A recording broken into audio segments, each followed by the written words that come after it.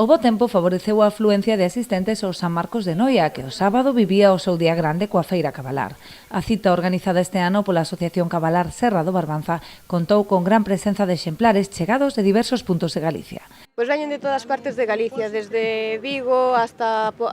pasando por Pontevedra, Lugo, de Lugo veñen moitos, de Pontevedra moitos tamén, e despois todo por aquí, da contorna, porque por aquí pola volta hai moitos cabalos. Outro dos puntos fortes da xornada foi a Feira de Maquinaria Agrícola, onde os asistentes puideron coñecer as últimas novidades do sector e aproveitar tamén as ofertas. Temos motocultores, motoserra, desbrozadora,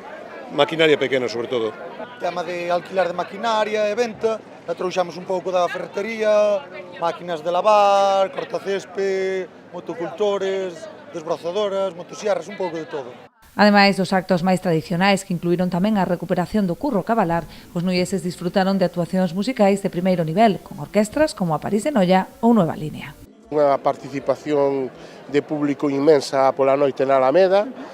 como sempre a París de Noia e máis estas rapaciñas que viñeron de Canarias, e, bueno, tamén para min foi moi significativo e moi emotivo o tema do curro de cabalos, que creo que foi algo que se recuperou, que non se facía, e ese é un dos bastións que estamos intentando traballar de cara a estas festas de Noia e a estas festas de San Marco, que é recuperar o tradicional e traballar tamén con darlle oportunidade a músicos e talento que temos local, como xa fixemos no seu día en San Bartolomé, no Nadal.